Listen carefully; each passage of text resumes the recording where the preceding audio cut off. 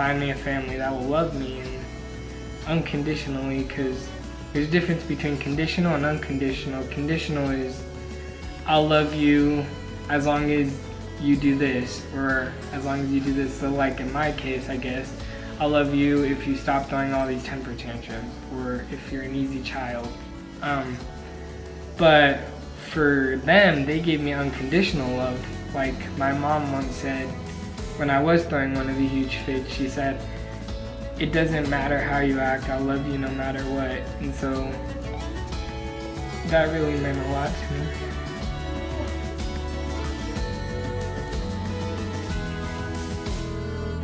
You don't ever have to look too far.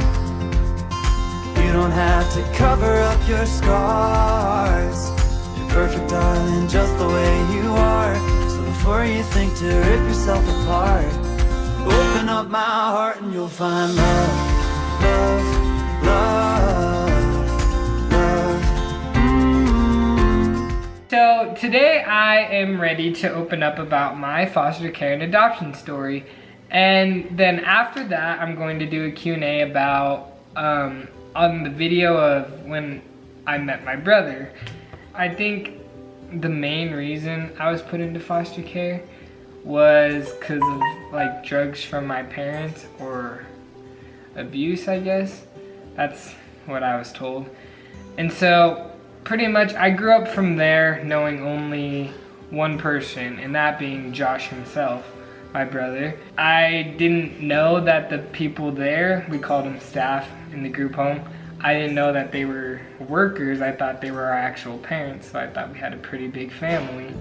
And so it was weird at times, because like they'd leave and then like new people would come in, because like they had their own families to go home to. My brother and I were in a foster home, not a foster home, a group home.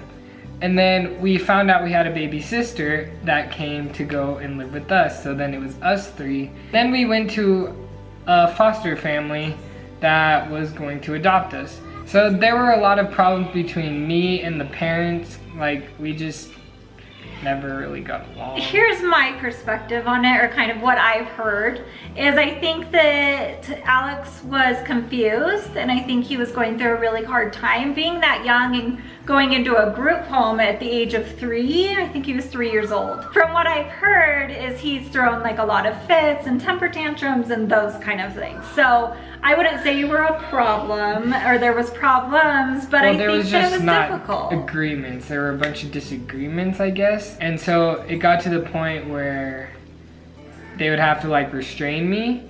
And so there was one day where I was being restrained and I accidentally hit my head back out of anger and like scaredness or fear, because I was being held down. And I ended up breaking my foster mom's nose. And that I originally thought was the reason that I got put into another group home, because that same day I got taken from them. So I got taken from my brother and my sister. And so really quick, I know a lot of people are like, don't split siblings up, and I don't believe in splitting siblings up at all. However, I don't hate on these adoptive parents, because we don't know the situation. We don't know exactly what they were going through, and I think a lot of times foster care is really difficult, and adoptive parents, foster parents are trying to do the best that they can do. So I know Alex getting split from his 2 siblings was really difficult in a hard situation. And I'm assuming it was a really hard choice for them to make. And I mean, in the end, I got Alex as our forever son. So I'm grateful for the situation, but I'm not grateful that he got split from his siblings, because I don't feel that that's right. But I think they were doing their best, because they were a young couple too. Like, they were like kind of like you guys. Oh, really? They were still pretty young, so I feel like they were still in the learning process and didn't really know how to handle things. But it's okay, I'm good now. So from there he got put into a shelter. Yeah, I got and put then into a he got shelter. put into another foster home with Hannah. Then I got put into a family with Hannah, her biological sister, Natasha, the one that she met, and their cousin, Eric. He's a brother of ours that found his own family and is happy now. So they got adopted all together though. Everything was good at first for that family, but then like as I got older, like I still was throwing the fits and everything. And just that's when the abuse and the neglect came in. Like I'd be locked in my room sometimes for a long period of time. And I'd have stuff taken away, like my mattresses, my sheets, my pillows. So I'd end up sleeping on the floor. And then one day at school, I got called to the principal's office, not to the principal's office, but to the office. And it was during lunch, and I was just ready to go have lunch with my friends. And then I saw my caseworker there, and I was a bit confused. And then she wouldn't tell me. She just kept saying, we have to go, like, I need you to come with me. So I got in the car, and I saw one of the other kids they adopted in there, and I was like, why is he in here? This doesn't look good. And then from there, we got taken to a really far place. I forgot where it was, but then that's when we found out what happened about like all the abuse and there was a lot more abuse going on in the home than even Alex knew, to different siblings, different things. There was so much going on, and that's ultimately why they got put back into foster care from there. And that's one of the things that is a couple of my kids' triggers, is picking them up from school without them knowing. So I try to make it very clear, like, hey, you have a doctor's appointment today, or you have a dentist appointment, prior to just calling them to the office, because that can be a very difficult thing, because a lot of times in foster care, that's how or when they get taken away. And the sad thing is I didn't get to say bye to any of my friends or anything, or my teachers, because I didn't know. But then we got sent to this place, and then we all got split up from there that night. I was sent to an all-boys group home, and then the other kids were sent to their own, but since they were all related, they got sent to their own. And then from there, I spent some time in the all-boys group home, and I was confused. Like, I was sad because I didn't know where Hannah, Sam, and Eric had gone. I just thought they were gone and I wouldn't see them again. And so, like, I was trying to get through that fact of, like, I had just lost my parents at the time. I was scared. I didn't know where to go, and then I didn't know, like, if I'd be okay or, like, safe, I guess. So I was trying to get through that, and then losing the only siblings I had, the only other siblings I had that I thought of as biological, because I was raised with them for a long time. And so I had to deal with that. And then one day I had been told to pack all my stuff. Someone was coming to get me. I thought it was just a visit, but I had ended up, they had wanted me to come live with them. And it turns out it was my 4th grade teacher from the school prior to when I got put into the new group home. She was one of my favorite teachers, and her and I got along really well, and I'm guessing I was one of her favorite students, because she knew my story too, but she didn't really know everything, because I guess I didn't know everything either, and I was too afraid to say anything. So she didn't really know what to do, but she was always there for me and was willing to help. And so when I found out that I could go live with them, I was super happy about that. And then from there, they were actually gonna adopt me, but then they found out where Sam, Hannah, and Eric were placed, and they asked if I wanted to go live with them. And so I said, yeah, because like I loved their family, but at the same time I had spent so much time with the other 3 that I didn't want to let them go at that time. You kept already being split up from siblings and from people that you loved, so that's hard. I didn't want to let them go. So I decided to go with that. And then from there I was placed in with Hannah, Sam, or Natasha, and Eric. And then from there, that's when I met these 2. So we found them in a group home, and we were going to adopt all 4 of them. And I know I explained in another video why we didn't end up adopting the other 2, but we adopted Alex and Hannah together, and they considered them siblings, though they were adoptive siblings, not biological. So yeah. One other thing that sucked most about that was losing all the friends because of the different schools I had to go to. In the group homes, you're stuck, like, not knowing how long you're gonna be there. So it's just, you make friends and then to lose them, it sucks. But for anyone out there who is struggling with this or thinks they're alone, you're not. The best way I had to think of it was, there's always someone out there. Someone's gonna come looking for you.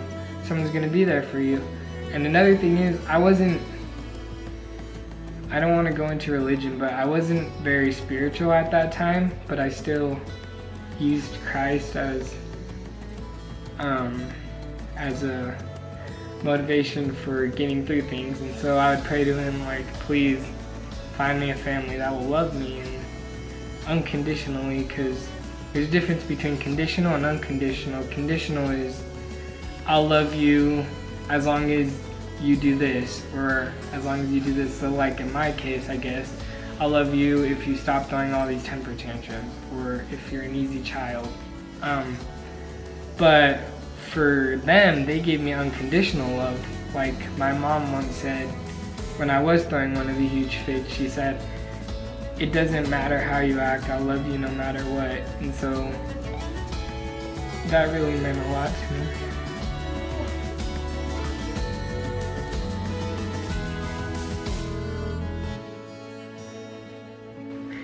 Because at that time,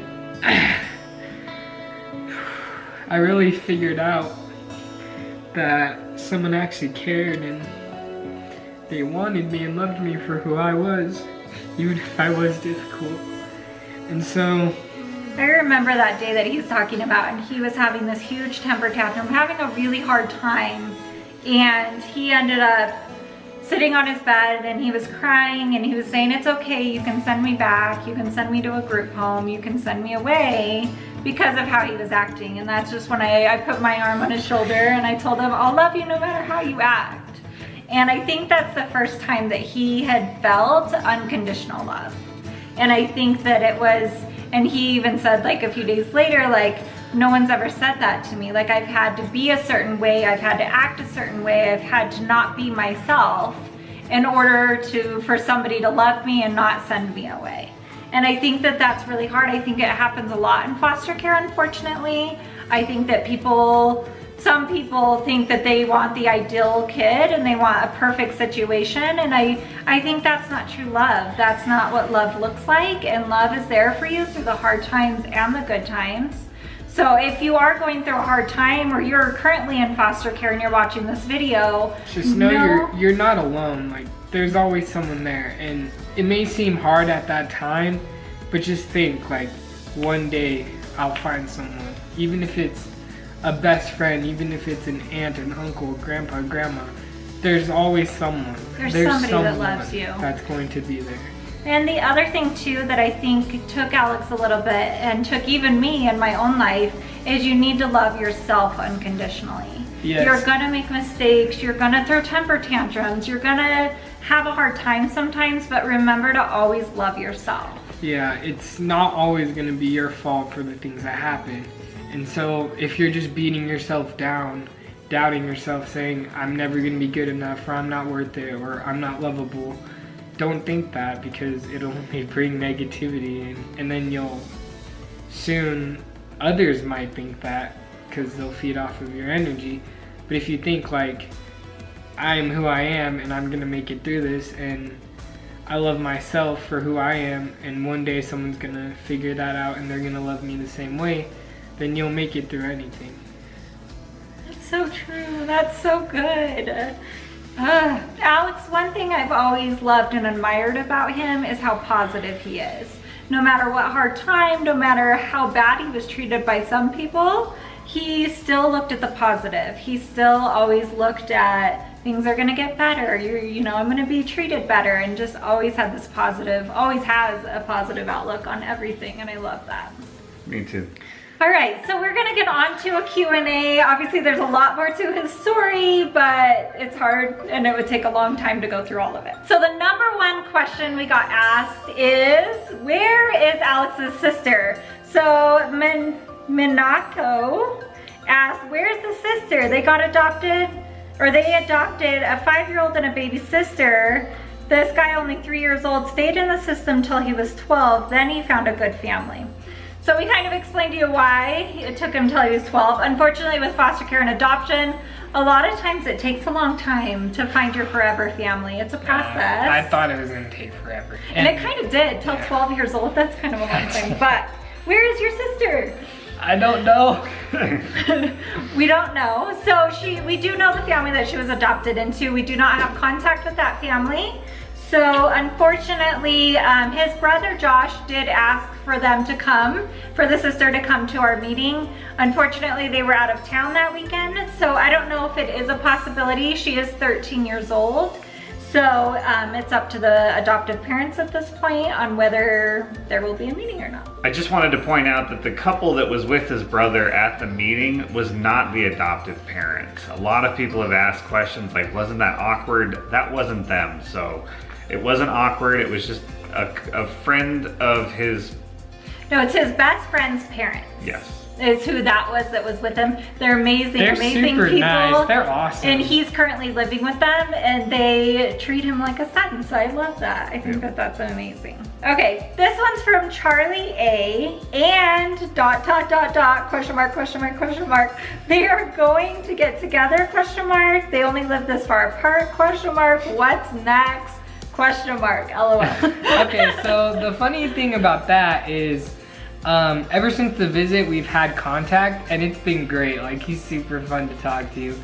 And about the whole like living like this far is, the cool thing is, last weekend I had a football game down in the valley and he actually came and surprised me at the game. Aww. He came to the game and got to watch me play, and so I got to talk to him a lot after. And so since there is only a 4-hour distance between us, we'll have visits and I really hope that they're gonna grow their relationships. I hope they can have a sleepover and just lots of get-togethers and just build that brother.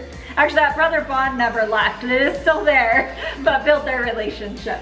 While we were at the meetup with his brother the first time, we actually talked about going on a ski trip this winter. So, yeah, together. so really I'm looking excited forward for that. Yep. We need to plan that soon. Him and I don't like the cold, so that's gonna be funny. That'll be a fun He was wearing a jacket in the valley, and everyone else was wearing like shorts and stuff, and they thought we were crazy because they thought it was cold. So we hope to have a lot of meetups and a lot of trips together and just... I'm excited. Another question we got asked is, how old is his brother?